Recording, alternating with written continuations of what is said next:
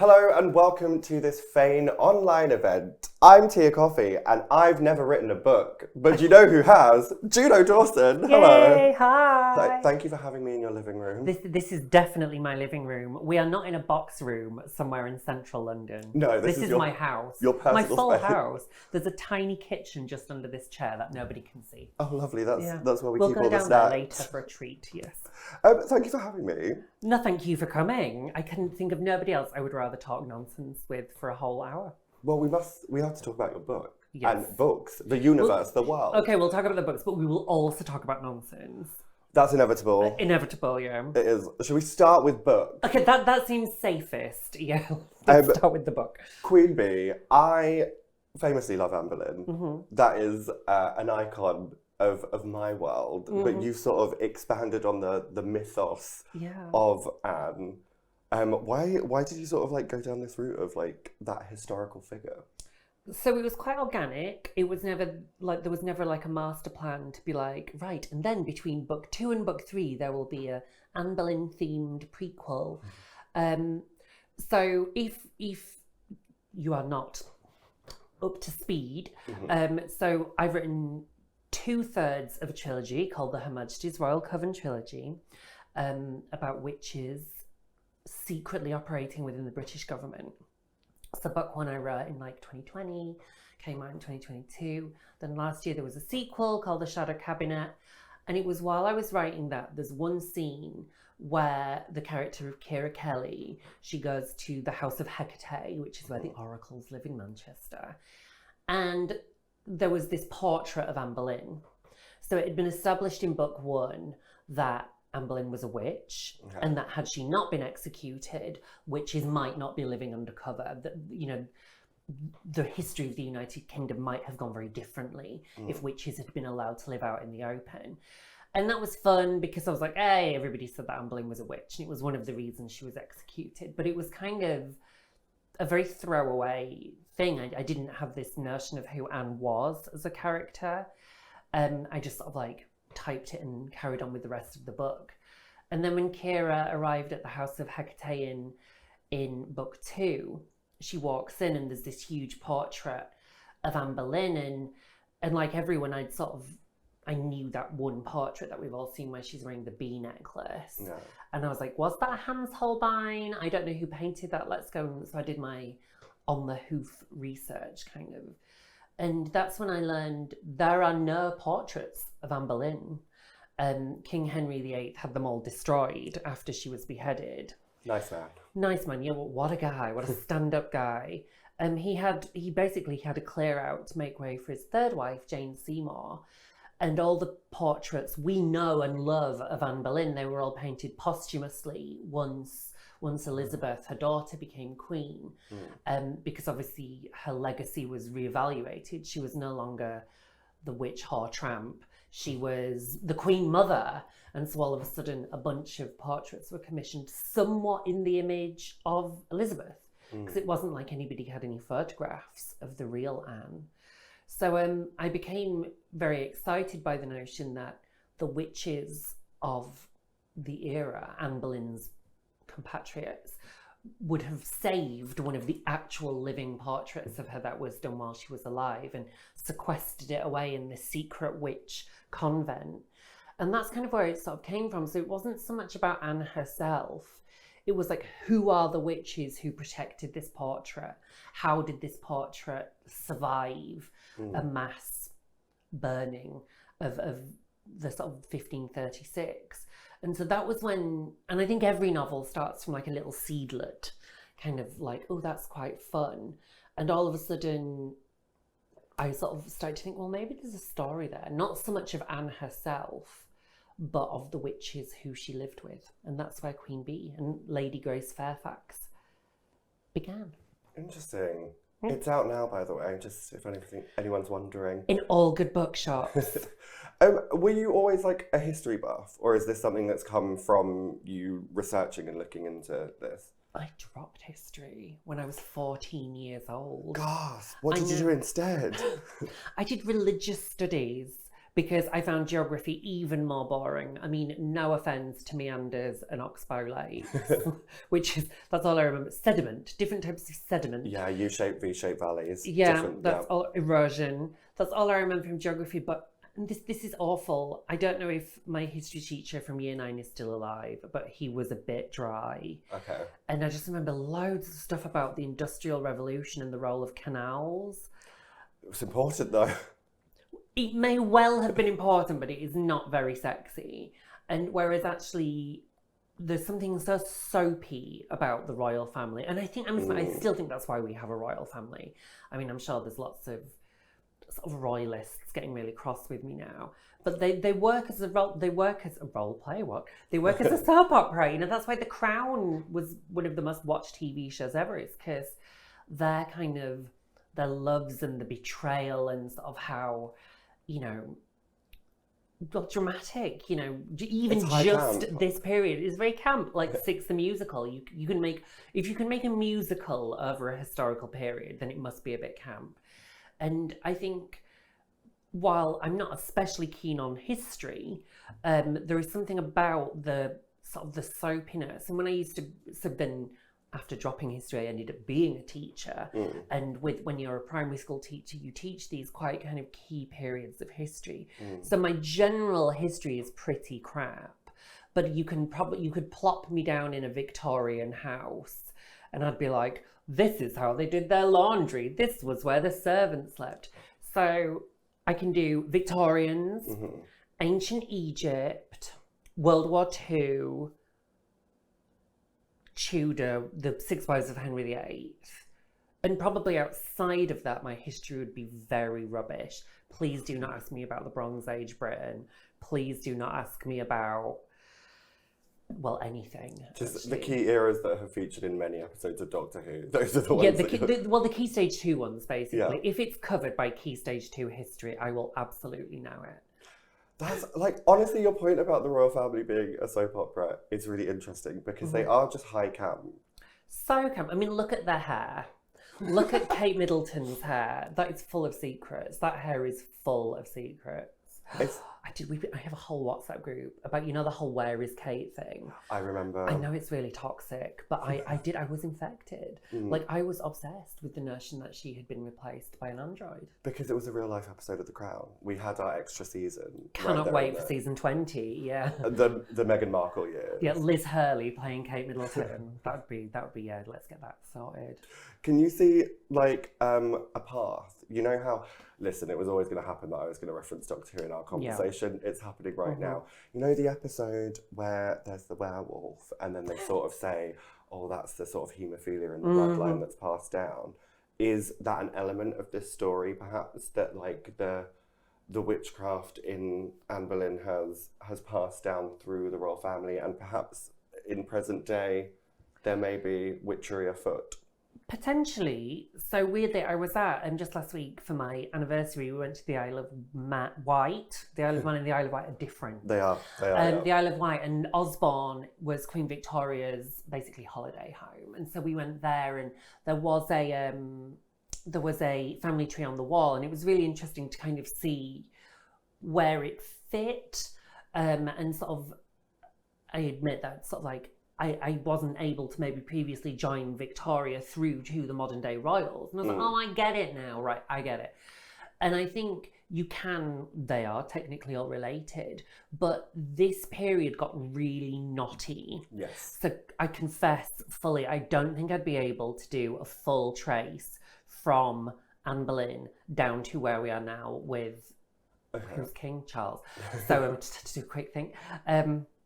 But it was a really fascinating time, and I think where it's fun and where that episode of Doctor Who was fun is when there's a grain of plausibility to it.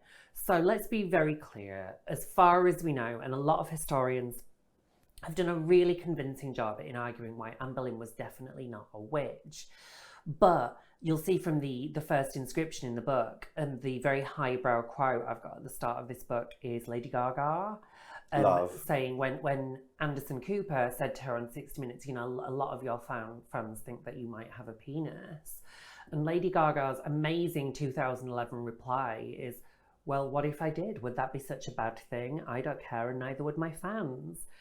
And that's kind of where I got to with Anne Boleyn. I was like, well, what if she was a witch? Like, she wouldn't care, and neither would her fans. Like, I would love it to think that Anne Boleyn was involved in the esoteric, you know, and I think maybe she was. The supernatural comes and goes in phases. In fact, we know that Victoria was very prone to the supernatural during the spiritualist revolution of her era, and which is why the official Her Majesty's Royal Coven began during her reign, not Anne Boleyn's.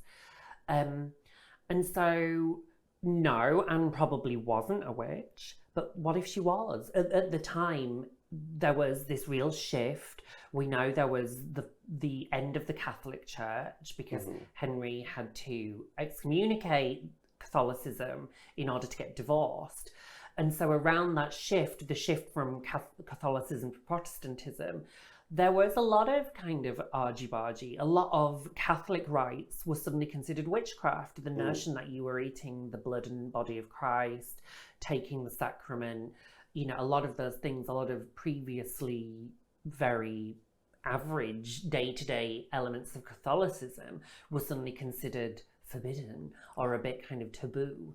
And so I think it's an interesting time. And then, of course, so the line passed from Anne, then, you know, Edward, Jane Seymour's child, was briefly king, and then the crown went to Mary, then it went to Elizabeth. And then after Elizabeth, because she didn't have any children, it went to King James I of England, the 6th of Scotland. And he was notably anti-witchcraft. And I'm like, why?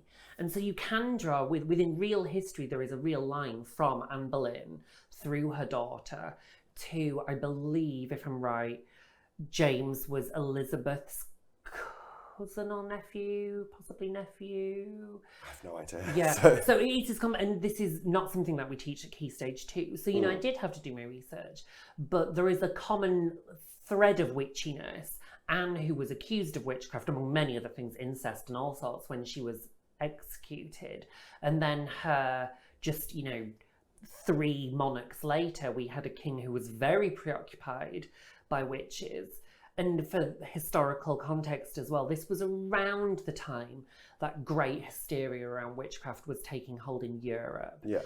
So in the United Kingdom, we never quite saw the same hysteria that they saw in sort of like Northern Europe, in sort of Scandinavia and through Germany, France. But it did get here, obviously, with the Pendle witch trials. So within 100 years of Anne Boleyn, we were entering full-on witchcraft hysteria, and the Malleus Maleficarum, the Hammer of Witches, was being written earlier in the 16th century. So the witches in Queen Bee, they do reference that something's coming, you know, that this is not a good time for us to be witches. Like, we're hearing rumours from Germany that, you know, the persecution of women is on the rise, and of course it was. For the next 200 years after Anne Boleyn's death, women were convicted and executed for witchcraft.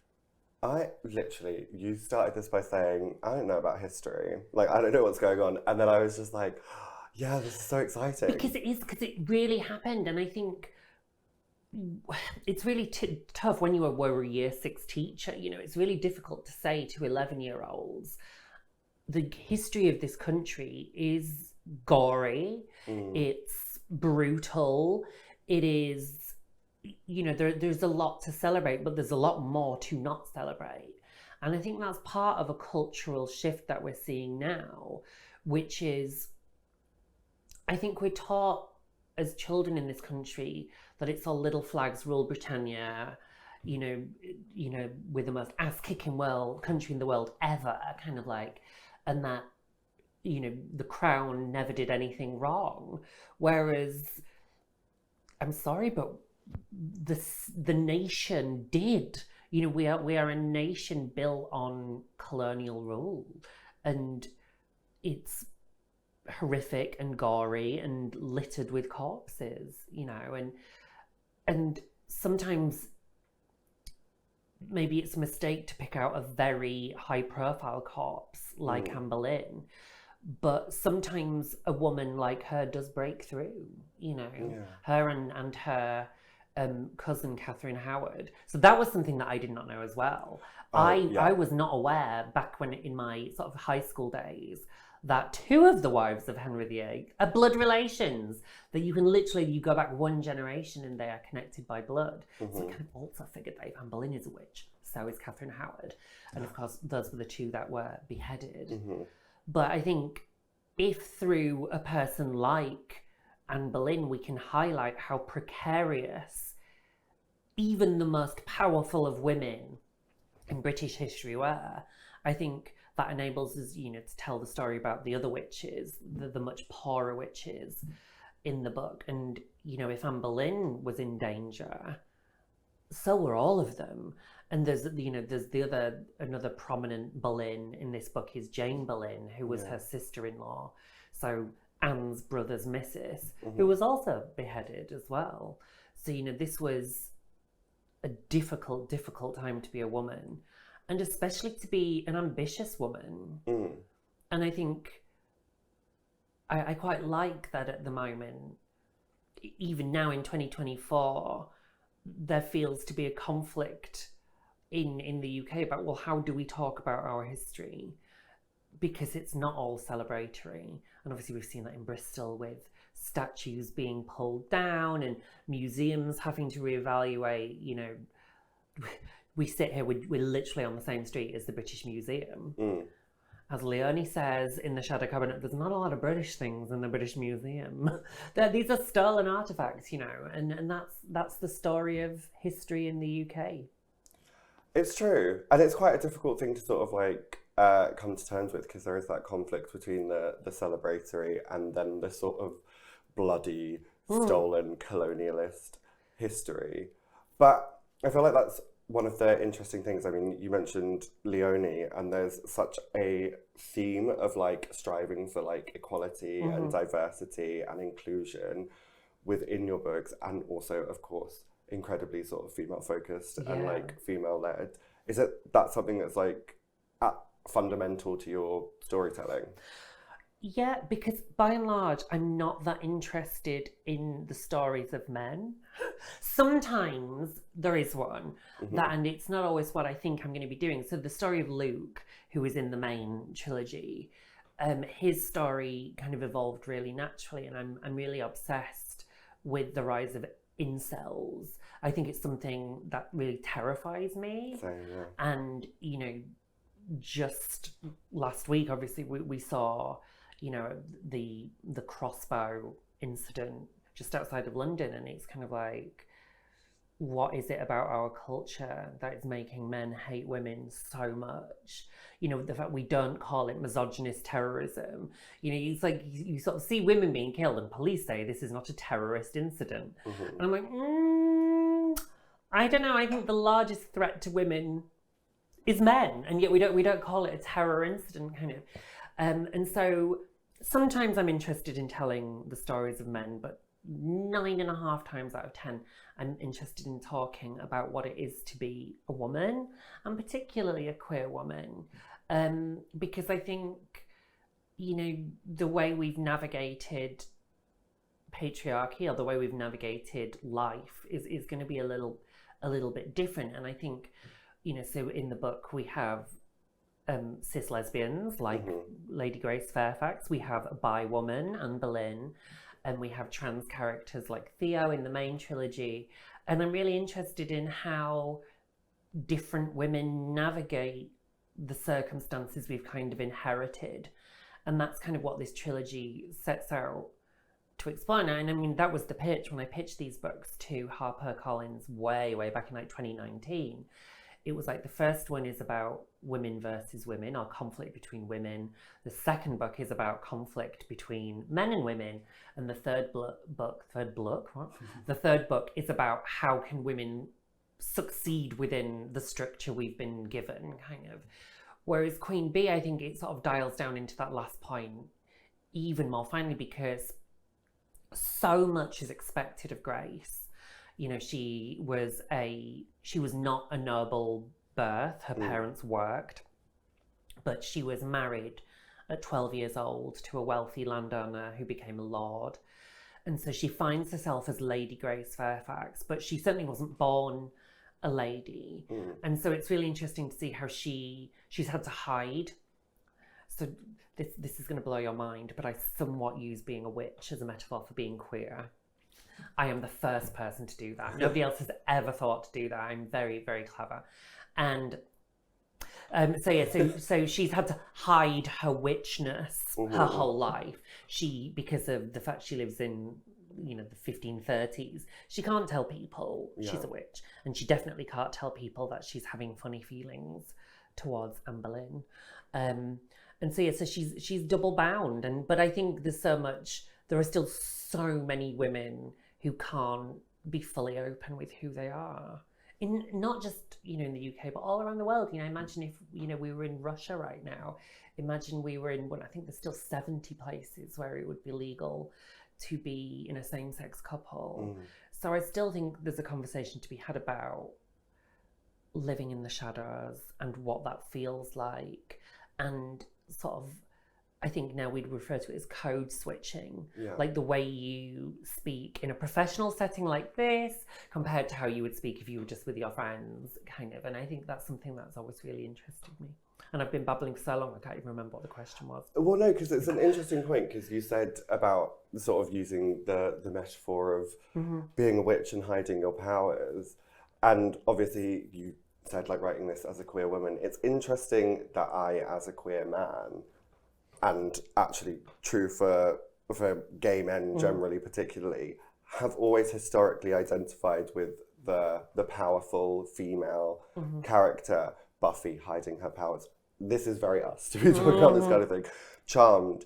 But, like, how does that extend into sort of the way that queer people sort of almost deify, like, female pop stars and stuff? Like, how do those things relate in your mind? I mean, it's right there, isn't it? I mean, we even say, like, yes, queen, or go off queen, or yes, mother.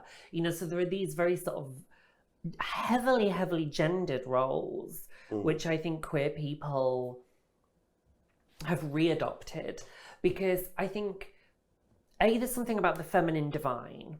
There is something about that sort of celebration, not just of women, but of femininity in a world where all humans, be as male or female, cis or trans, we're all told that to be female and more than female, feminine, is a weakness. Like, you run like a girl, you throw like a girl, you look like a girl, you sound like a girl. And those are all pejoratives.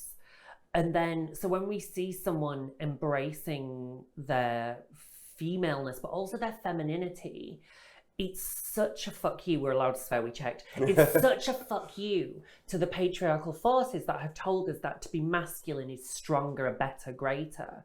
So when we see Storm with her hair flying, when we see Scarlet Witch, when we see Willow or Buffy, these aren't just women, but they're feminine women.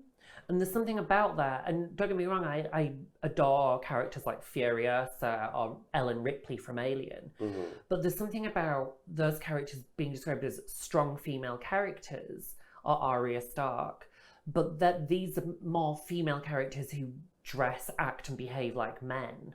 And so I've always been way more interested in strong female characters who can still embrace what society deems feminine.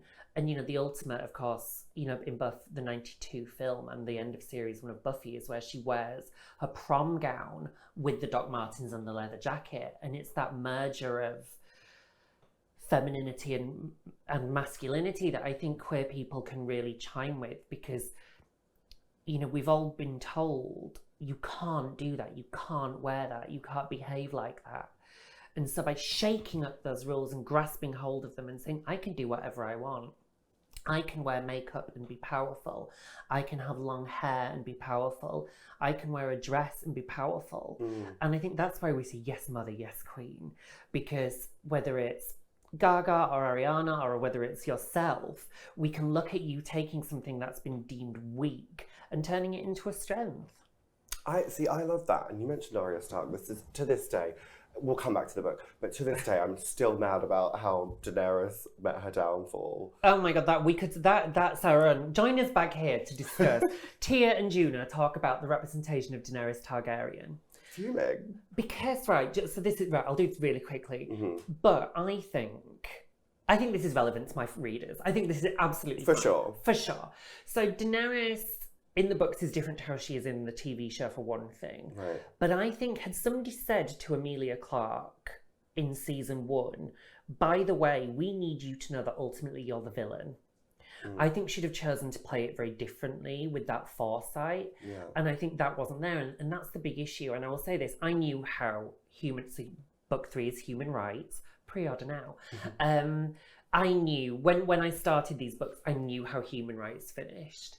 I don't think the same can be said for Game of Thrones, where, and there was that scene Tyrion explains to Jon Snow, these are all the times that Daenerys did something wild. Mm-hmm. But I don't think anybody ever said to poor Emilia Clarke, who I think played her beautifully, actually. Yeah. I don't think anybody said to her, like in season 1 or 2, right, we might want to start gearing up now for the fact that Daenerys is unfortunately unhinged, and eventually she will destroy all of Westeros in her quest for this throne. Because then I think Emilia wouldn't have played her so warm and sweet and generous and kind. Yeah, so it was tonally wrong, and then obviously pace was wild in that last series as well. Yeah. But you just have to know, don't start something if you don't know how to finish it. Well, I'm also just still annoyed that it was John who took her down. But anyway, not relevant. Spoilers! Come on, the people have had like 5 years to watch it now. Yeah, if you haven't watched it, 2019 it finished. It was a while ago. It was a while. There are many YouTube videos about it. Yeah. You said that you already know how the trilogy was going to end. How much, and I'm deeply fascinated by this as someone who has never written a book, how much flexibility do you have within that? So you know what's happening on that last page. You've known from the start, this is the beginning, this is the end. Yeah. How much do you sort of change direction or weave a different path to get to that end point when writing the bits in between? So it's funny, the other day I dug out the original sort of 3-page pitch, which had a page on HMRC, a page on the Shadow Cabinet, and a page on what is now called Human Rights. It was originally called Women of Mass Destruction. Love. Which I love, but it's not as good as Human Rights, which says more about, there's a sort of a pathos in that last book. And obviously it's got to be very serious, it's the end of a trilogy as well. Not much has changed. The beginning, middle and end is still there. That structure and thematically it's still there. In book 3, there's way more stuff that I sort of thought, do you know what, why not? This is the last time you're going to be in this world for a while, never say never, but certainly for a while. Throw in the kitchen sink. What are you saving the kitchen sink for? You're not going to use it again.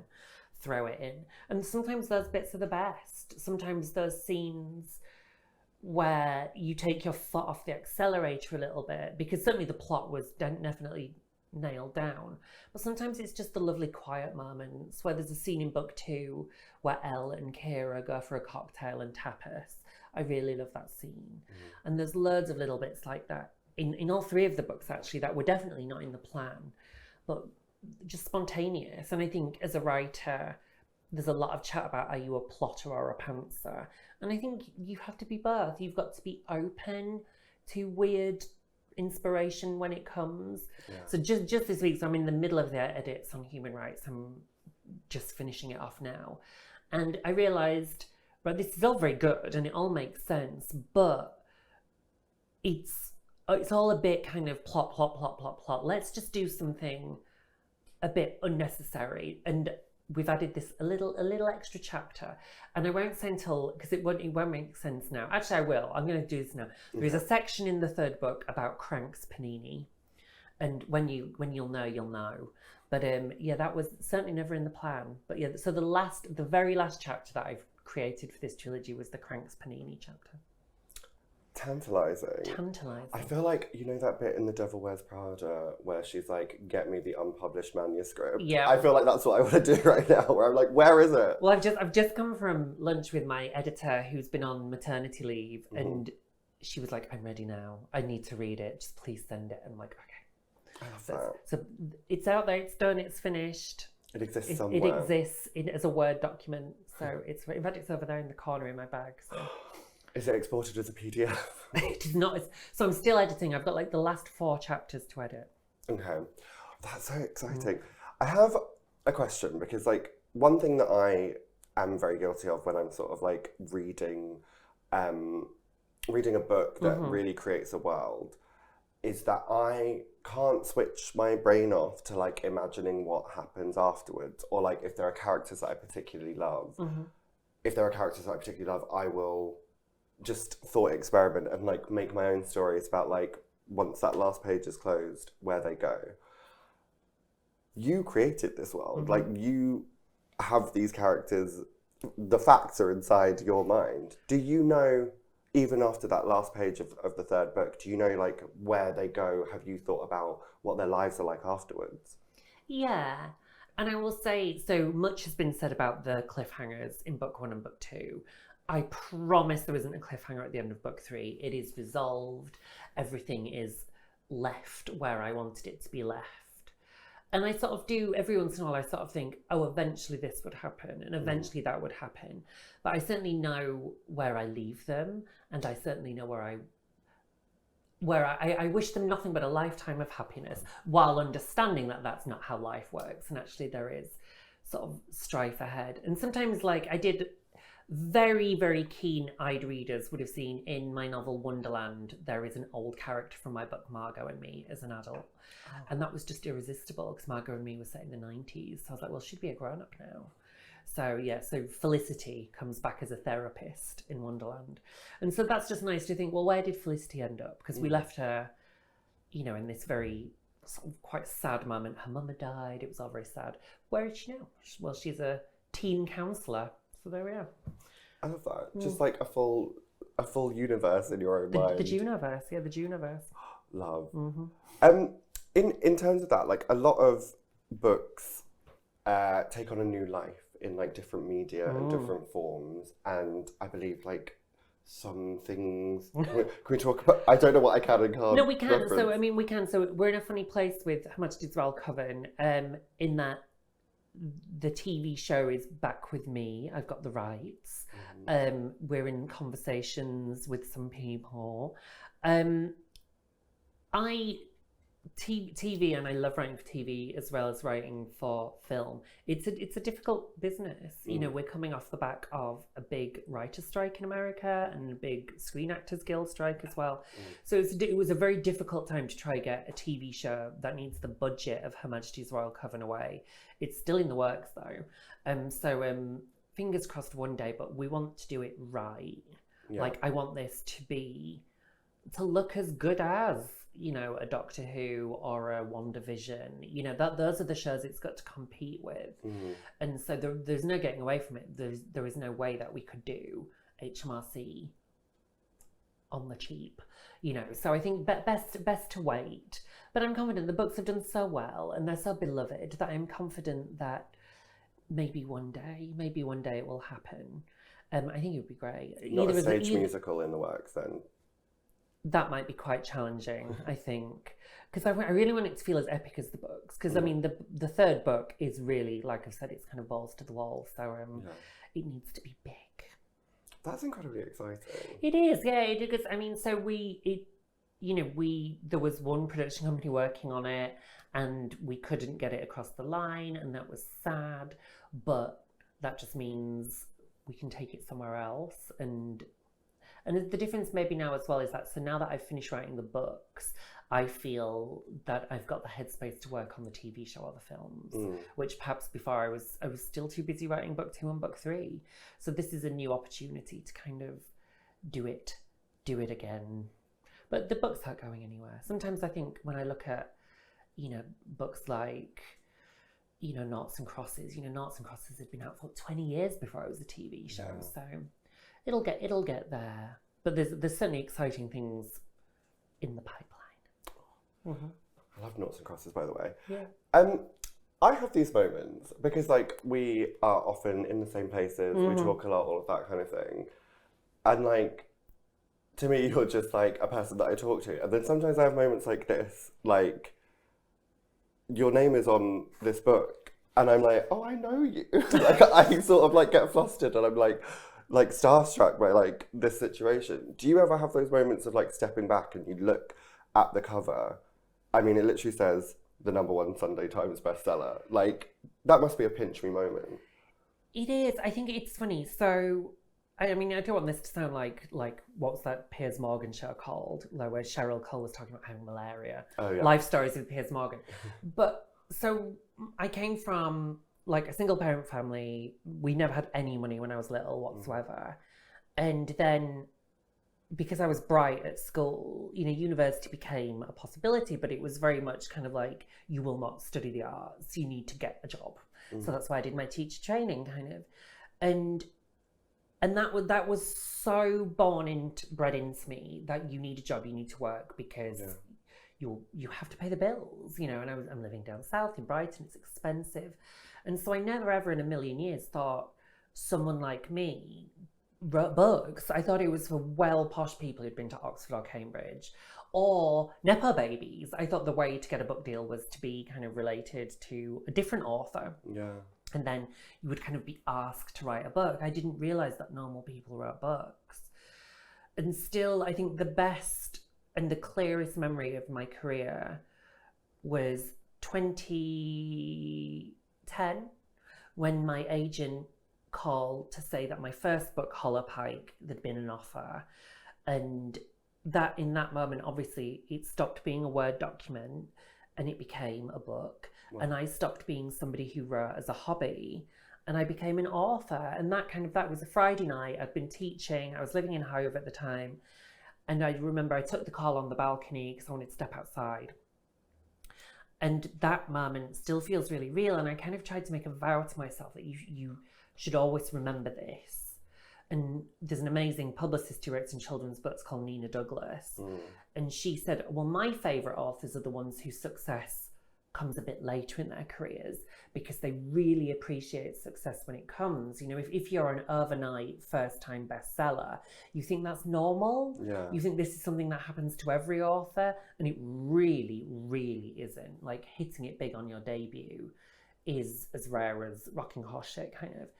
And so, you know, HMRC was my first Sunday Times bestseller, but I think it was my 13th novel, I think, if we include them all. And Nina was right.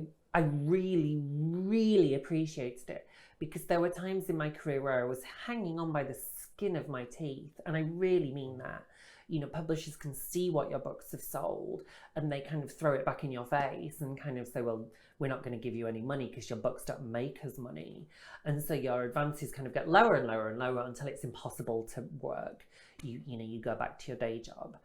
And thank God, some of my YA books did hit big. This Book is Gay, Clean did really well. And so I'd always done just well enough to keep going. So the fact that now, finally, I'm writing Sunday Times bestsellers, I'm never going to forget that because I remember what it was like to be hanging on, you know, and when you'll know, when you're in the hamster wheel, when you're just keeping going and on to the next, what was the Lady Gaga quote? Plane. Another bus. Another bus.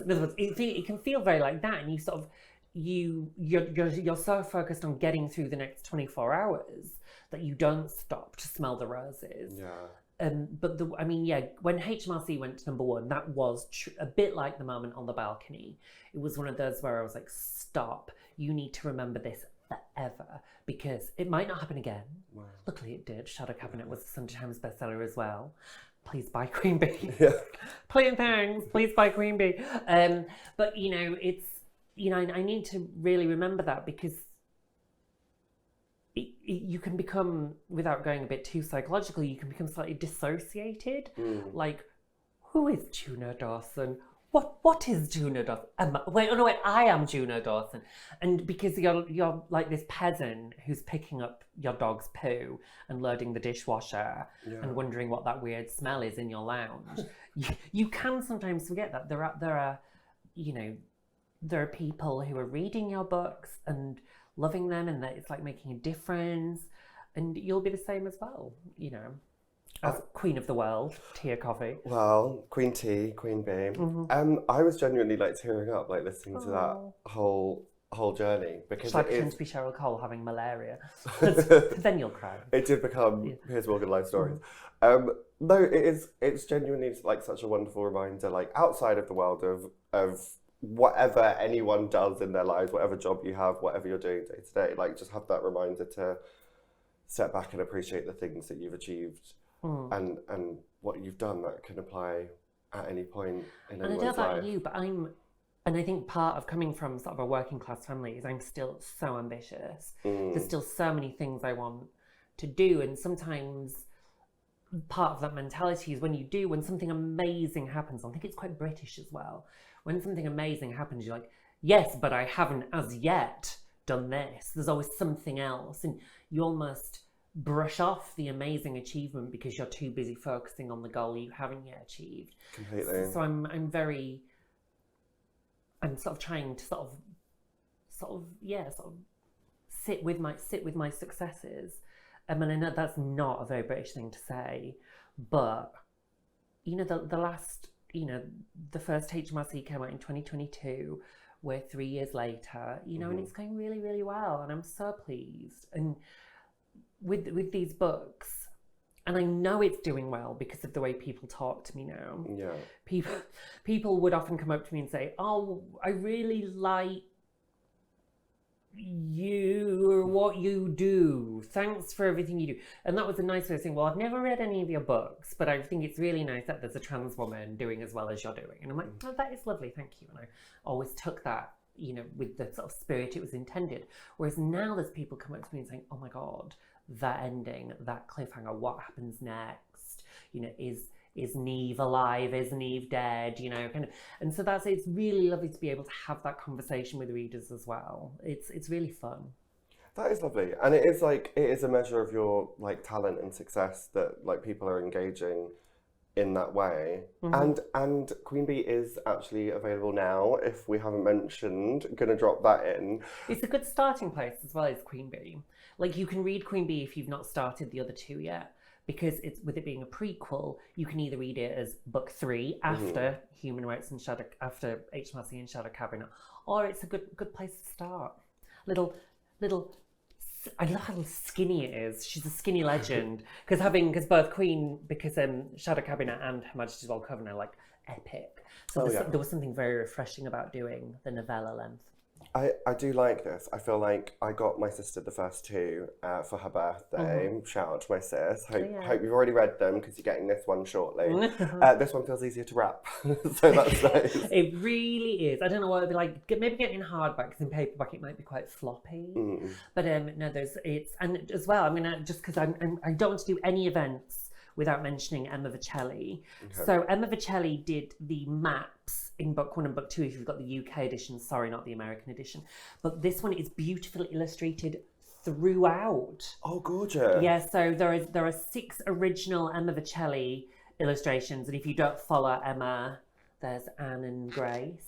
If you don't follow Emma Viecelli, then make sure you do. She's a wonderful artist. And I'm so pleased. I love it when a plan comes together.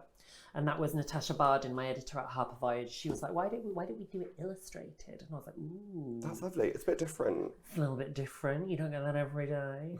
It's unused, you all. It's different, it's unused, you all. It's bad that my brain instantly went to like how to merchandise that situation. I was like, I want a Queen Bee colouring book. I want all these illustrations ready. You could colour them in. Why not colour them in? In fact, I saw somebody on Instagram colouring it in the other day, actually. Really? Yeah, colouring in a copy of Shadow Cabinet. Yeah, because the maps, you can colour them in. Listen, if you are going to do that at home and you're using marker pens, I advise that you put something plastic It'll bleed, behind. It will. It'll bleed. And not in library books, obviously, as well. No, of course not. Fun fact, sorry, should be talking about you. I got a library card the other day. Love that. Yeah. Support your local library, which is, maybe don't say where you live, because Lavender Hill Library, that used to be my library. Oh, really? In Battersea, Lavender Hill Library is beautiful. I hope it's still open. A lot of libraries were closed down. Yes. But Clapham High Street is still going strong. That's my library. Oh, it's a beautiful library as well. Modern buildings. The one that looks like a spaceship, doesn't it? Yeah, I didn't realise it was a library for ages. Turns out the mirrored letters that I've walked past for the last 8 years of my life say library, and I had no idea. I have leaned up against those letters after a night out at the Two Brewers, eating my KFC. That's, yeah. When it says library. It's good for that as well. But no, I think, yes, support your local library. I think, you know, that was where I spent my childhood. Again, possibly I would not be a writer had it not been for Bingley Library. When my sister was at swimming lessons, I was allowed to cross the road by myself, and that's where I was reading Target Doctor Who paperbacks. So without Bingley Library, I might not have been a writer, and I might not have been a Doctor Who writer. So thank you, Bingley Library, for your services. We do have to wrap up very shortly. I've got 1,000 more. Oh my God, we've been talking. Right, okay. I know, I just clocked and I was like, oh no, we've got to wrap up. I have 1,000 more questions. Quick fire round. Go. Okay, quick fire round. How much of yourself, because I know you, so I know there are certain references within the books. How much of yourself do you put into the books? How much is like almost autobiographical?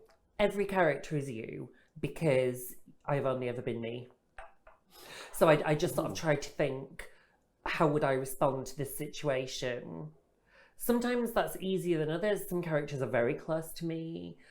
Some characters are not. So I've got to try imagine, but I always think that's part of my job, is to imagine what that would be like. So, but they're all based on how I would respond in those situations. Okay. All my friends, all my very close friends. I draw inspiration from my girlfriends a lot. Is there a particular character that you would want to play if it were a stage play or a show? Do you know what? Helena. Okay. Who in the first book, Helena Vance is for want of a better phrase, the internet would call her a TERF. I don't like that phrase for lots of reasons. But Helena Vance, because that was what I set out to do with the first book, is try and understand what it was about trans people she was so scared of. You know, I always tried to come at people with compassion, and it was really important because I learned that the only reason to be fearful of trans people is prejudice. You know, if you really do think that trans people pose a threat to women and children, it's because you think there's something wrong with trans people, and that's your problem.